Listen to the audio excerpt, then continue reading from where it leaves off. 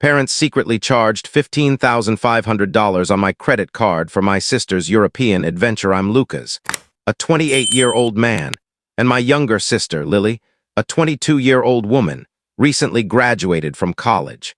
Our parents have always had a peculiar parenting style, but their latest stunt left me furious. For context, I've always been the responsible one in our family. I excelled in school, earned scholarships, and landed a solid career in finance right after college. I've been financially independent since age 22, and I take pride in my achievements. Lily, however, has always been the family's darling. I love her dearly, but it's clear she's been pampered by our parents. Growing up, Lily was unmistakably the favorite. She got the trendiest clothes, the newest gadgets, and never had to work part-time or pitch in with household chores. I tried not to let it bother me, focusing instead on my own goals, but the favoritism was hard to ignore at times.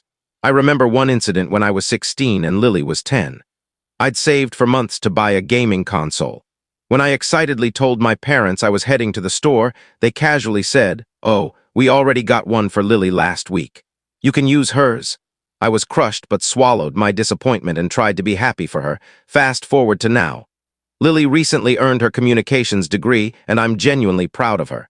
She worked hard, and I even sent her a thoughtful graduation gift, a laptop she'd been eyeing. Last week, my mom called, thrilled about the perfect graduation gift they'd planned for Lily, a month-long European vacation. I was happy for her, thinking it was a generous gesture from our parents. Then came the bombshell. "We used your credit card to book it," my mom said casually, as if it were no big deal. "We'll pay you back, but we needed your card's points to upgrade flights and hotels." I was stunned. When I found my voice, I asked how much they'd spent. The answer hit like a punch.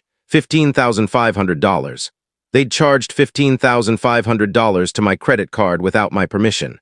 "Mom," I said, struggling to stay calm, "you can't use my card without asking. That's illegal. And $15,500 is a huge amount." She brushed me off. "Don't be so dramatic, Lucas. It's for your sister's graduation. We're family and family helps each other. We'll pay you back eventually." Eventually. What did that even mean? And since when was $15,500 pocket change? I tried explaining the impact on my credit score, the risk of needing that credit for an emergency, and the betrayal of trust, but she wouldn't listen. "You've always been selfish," she snapped, her tone icy. "Can't you just be happy for Lily? This is her moment, and you're ruining it with your stinginess." I was floored, selfish for objecting to a $15,500 unauthorized charge. My dad backed her up, saying I was overreacting and should support my sister. Lily seemed oblivious to the situation, thanking me for helping with her gift when I tried talking to her. I called my credit card company to dispute the charges, only to learn my parents had used my card details, which they had for emergencies, to book everything online. The company said it wasn't fraud since I'd shared the information with them. Now I'm stuck with a $15,500 bill, a maxed-out card, and a family calling me greedy for not footing the bill for Lily's extravagant trip. I'm hurt, enraged, and betrayed by those supposed to care for me. Part of me wants to cancel the trip, but I know it'll fracture our family. Another part considers paying it to avoid drama, but $15,500 is a lot, and the principle bothers me. I worry letting this slide will invite more exploitation.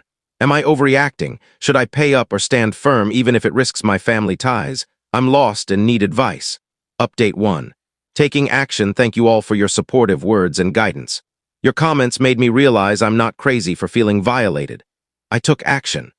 I called the credit card company again, explaining that while my parents had my card for emergencies, I never authorized this use. After some persistence, they agreed to investigate the charges as potential fraud.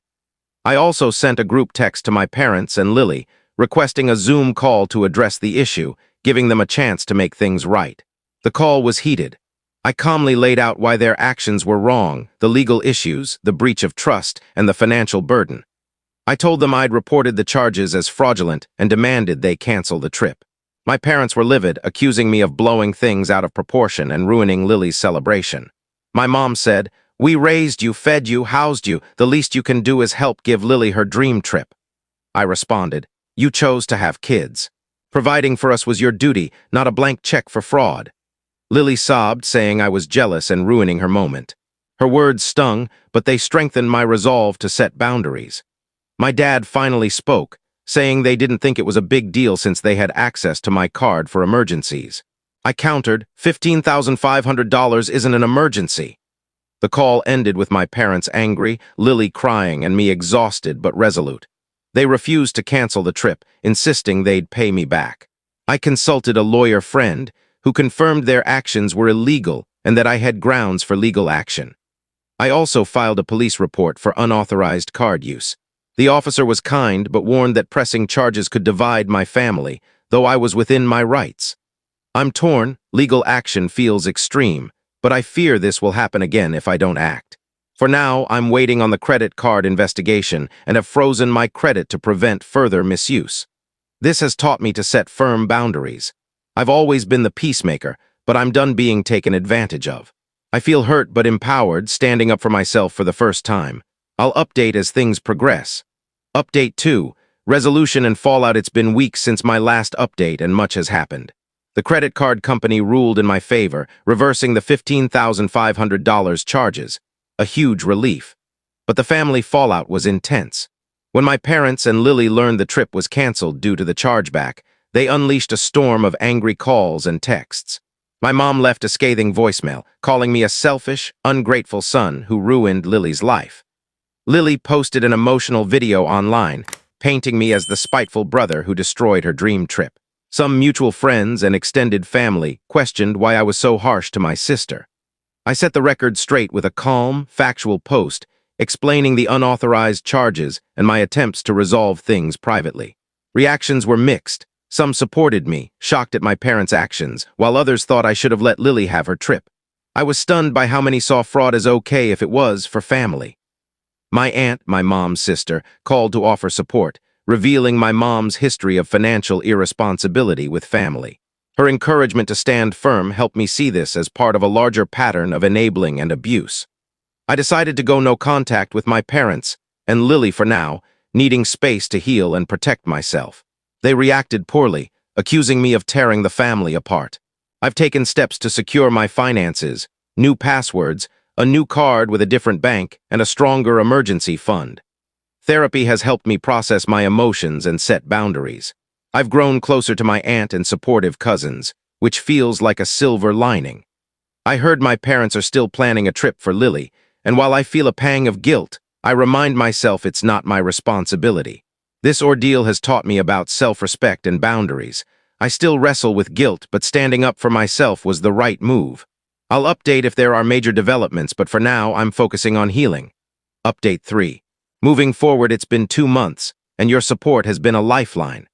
After consulting my lawyer, I chose not to press charges, as the reverse charges made a criminal case tricky and costly. Instead, we sent my parents a cease and desist letter, warning of legal action for any future misuse. I've continued no contact with my parents and Lily, which has been tough but enlightening. Therapy has helped me process family dynamics and set boundaries. Lily sent a mature email, apologizing for her initial reaction and acknowledging our parents' favoritism. We've had a few cautious phone calls, and she shared her own struggles with their financial irresponsibility. The canceled trip was a wake-up call for her too. My parents, however, remain unapologetic, sending angry messages and even showing up at my apartment once, causing a scene. I stood firm, refusing to engage. My aunt remains a key ally, while some relatives push for reconciliation, which I've resisted for my mental health. On a brighter note, I've embraced personal growth. I started photography, reconnected with supportive friends, and got a promotion with a significant raise.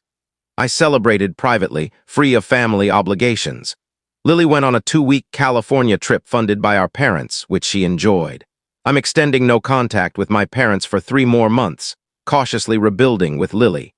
This experience taught me family is about respect, not just blood, and I've become a resource for friends facing similar issues. I'm more vigilant about my finances and feel empowered to prioritize myself. I'll update if anything significant happens, but I'm focused on building the life I want. Update 4. New beginnings 6 months later. I'm thrilled to share that I've been accepted into a 2-year master's program in financial technology, starting this fall.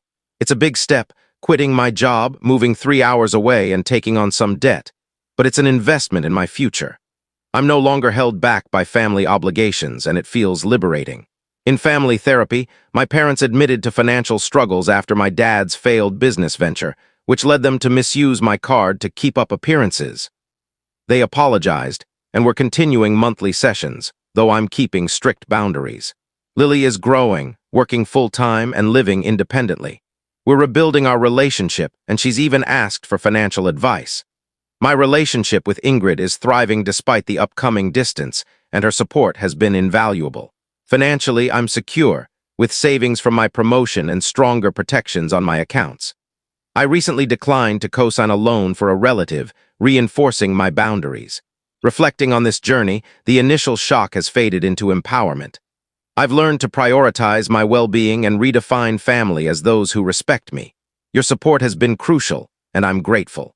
As I prepare for my move and new chapter, I'm excited for what lies ahead. To anyone facing similar struggles, know that setting boundaries is tough but worth it.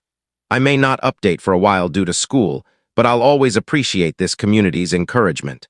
Here's to new chapters and hard-earned lessons.